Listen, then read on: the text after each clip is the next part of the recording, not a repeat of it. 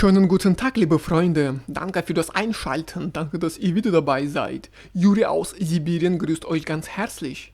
In diesem Video möchte ich euch einladen, mit mir einen Spaziergang zu machen. In diesem Video seht ihr das Touristenviertel, wo moderne Holzhäuser stehen. Darin sind überwiegend Gaststätten untergebracht.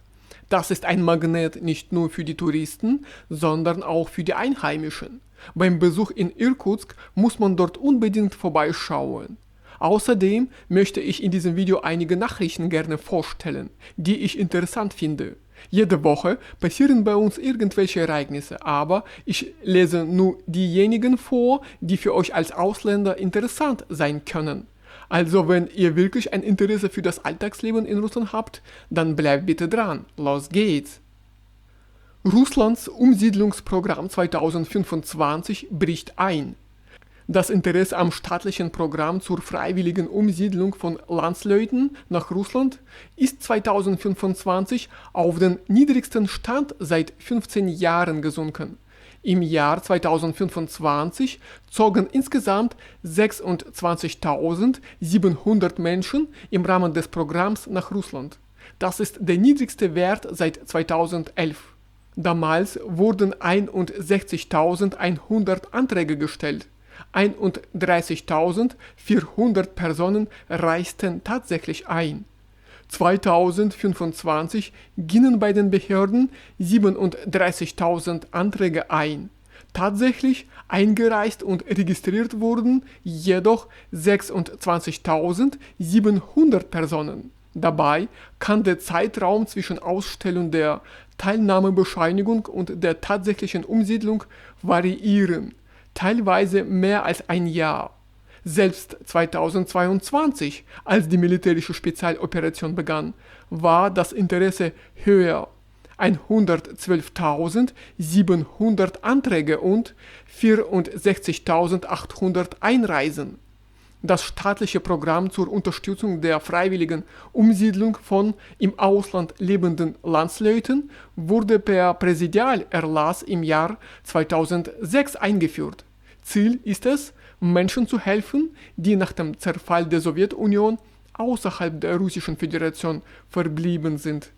Teilnehmer können ein vereinfachtes Staatsbürgerschaftsverfahren sowie soziale Unterstützung in Anspruch nehmen. Der Staat übernimmt die Umzugskosten, zahlt eine einmalige Eingliederungsbeihilfe sowie Arbeitslosengeld. Die stellvertretende Direktorin des Instituts für Gussstaaten, Alexandra Dokuchaeva, führt den jährlichen Rückgang in erster Linie auf die militärische Operation in der Ukraine zurück. Russland befindet sich in einer schwierigen Lage und während militärischer Auseinandersetzungen seien Menschen verständlicherweise zurückhaltend mit einem Umzug. Auch die wirtschaftliche Situation sei angespannt, ebenso die innen- und außenpolitische Lage. Der Migrationsexperte Andrei Jakimov erklärt, dass viele Interessenten bereits in den vergangenen Jahren übersiedelt seien. Die soziale Basis des Programms schrumpfe zunehmend. Es habe sich vor allem an Personen gerichtet, die in der Sowjetunion geboren wurden. Wer beim Zerfall der UdSSR 20 Jahre alt war, ist heute 55 und das Programm richtet sich an Menschen im erwerbsfähigen Alter. Das Innenministerium hatte 2024 einen weiteren Grund genannt: neue Sprachauflagen. Laut Präsidialerlass müssen Umsiedler mit Ausnahme von Staatsbürgern aus Belarus, Kasachstan, Moldau und der Ukraine ausreichende Russischkenntnisse für mündliche und schriftliche Kommunikation nachweisen. 2024 stellten 8.400 Personen einen entsprechenden Antrag. Anerkannt wurden nur 3.600. Im Jahr 2025 waren es 6.000 Anträge. Davon wurden lediglich 2.500 genehmigt. Dokuchaeva sieht die Ursache in der Ausgestaltung der Tests. Wenn selbst russischsprachige Bewerber die Prüfungen nicht bestehen, werfe das Fragen zur Qualität der Tests auf. Zudem führe die Verschärfung der Gesetzgebung zur Unsicherheit, auch hinsichtlich der schulischen Integration russischsprachiger Kinder. Sowohl bei den Anträgen als auch bei den tatsächlichen Zuzügen lag 2025 Kasachstan an erster Stelle. 35,5% aller Umsiedler kamen von dort. Bereits 2024 gehörte Kasachstan zu den führenden Herkunftsländern. Damals folgte Tadschikistan auf Platz 2. 2025 fiel das Land jedoch auf Rang 5 zurück, hinter Kirgisistan, Usbekistan und Turkmenistan. Jakimov erklärt den hohen Anteil aus Kasachstan mit der dort größeren russischstämmigen Bevölkerung. Zudem funktioniere die Informationsarbeit über das Außenministerium besonders gut.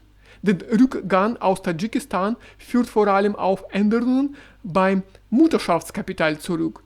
Seit 2024 haben nur noch Frauen Anspruch darauf, die bereits die russische Staatsbürgerschaft besitzen und ihr Kind auf russischem Territorium zur Welt bringen. Ein weiterer auffälliger Trend betrifft die sogenannte Repatriantenkategorie. 2025 reisten rund 7000 Personen als Repatrianten ein. Im Jahr zuvor waren es lediglich 1800. Seit Januar 2024 existiert innerhalb des Programms eine eigene Kategorie für Repatrianten. Dazu zählen in der RSFSR geborene und lebende ehemalige UdSSR-Bürger, Personen mit direkten Vorfahren aus der RSFSR oder dem Russischen Reich, Menschen, die am 24. Februar 2022 dauerhaft im Ausland lebten, sowie Personen, die freiwillig auf die russische Staatsbürgerschaft verzichtet hatten. Repatrianten dürfen sich in jeder Region Russlands niederlassen, nicht nur in den von der Regierung festgelegten. Zudem müssen sie keine Sprachprüfung ablegen. Allerdings erhalten sie weniger Sozialleistungen, etwa keine Umzugskostenerstattung. Der Anstieg dieser Gruppe gilt unter Experten als erwartbar. Sie bietet mehr Wahlfreiheit, etwa die Möglichkeit, direkt nach Moskau oder St. Petersburg zu ziehen, wo die Jobsuche in der Regel einfacher ist als in anderen Regionen. Sprachtest für Migranten. Mehr als ein Drittel der Migranten hat im 4. Quartal 2025 die Russischprüfung nicht beim ersten Versuch bestanden. Nach Angaben der zuständigen Behörde nahmen zwischen Oktober und Ende Dezember insgesamt 201.600 Personen an den Tests in Russisch als Fremdsprache, russischer Geschichte und den Grundlagen der Gesetzgebung teil. 35,5% bestanden die Zertifizierung beim ersten Anlauf nicht. Das Prüfungssystem ist in mehrere Stufen gegliedert. Die erste Stufe ist Voraussetzung für eine Arbeitserlaubnis in Russland und umfasst ausschließlich eine Sprachprüfung. Die zweite Stufe ist notwendig für die Erteilung einer befristeten Aufenthaltserlaubnis, der sogenannten RWP. Die dritte Stufe wird für die Erteilung einer unbefristeten Aufenthaltserlaubnis, WNG, benötigt. Zudem wurden Änderungen am Prüfungsverfahren angekündigt. Ab dem 1. Januar 2026 sollen Migranten die Tests für den Erhalt eines Arbeitspatents ausschließlich am Computer und unter Einsatz digitaler Ferntechnologien ablegen. Darüber hinaus sollen die Prüfungsaufgaben künftig monatlich aktualisiert werden. Gleichzeitig wird die bisherige Praxis beendet, Lösungsschlüssel öffentlich zugänglich zu machen. Gebetsräume in Wohnhäusern. In die Staatsduma wurde ein neuer Gesetzentwurf eingebracht, der die Durchführung religiöser Rituale in Wohnhäusern betreffen könnte. Am 3. Februar wurde offiziell ein Gesetzprojekt eingereicht, das die Einrichtung von Gebetsräumen in Wohn- und Nichtwohnräumen von Mehrfamilienhäusern einschränken soll. Dies geht aus einer entsprechenden Mitteilung hervor. Der Entwurf sieht Änderungen am Gesetz über die Gewissensfreiheit und religiöse Vereinigungen vor. Sollte das Gesetz verabschiedet werden, wären Gottesdienste und andere religiöse Zeremonien in Wohnhäusern grundsätzlich untersagt. Gleichzeitig wird präzisiert, dass religiöse Handlungen in Wohnräumen nur dann zulässig sein sollen, wenn sie der Befriedigung der spirituellen Bedürfnisse der dort lebenden Personen dienen. Zuvor war zudem ein Fall aus Moskau bekannt geworden. Eine Bewohnerin hatte ihre Wohnung an Migranten vermietet und anschließend erklärt, dass dort eine Moschee eingerichtet worden sei. Also, liebe Freunde, das war's von mir für heute. Danke, dass ihr die Zeit gefunden habt, dieses Video bis zum Ende anzuschauen. Ich freue mich auf eure Fragen und freundliche Kommentare. Auf jeden Fall wünsche ich euch alles Gute im Alltag und viel Erfolg bei der Arbeit.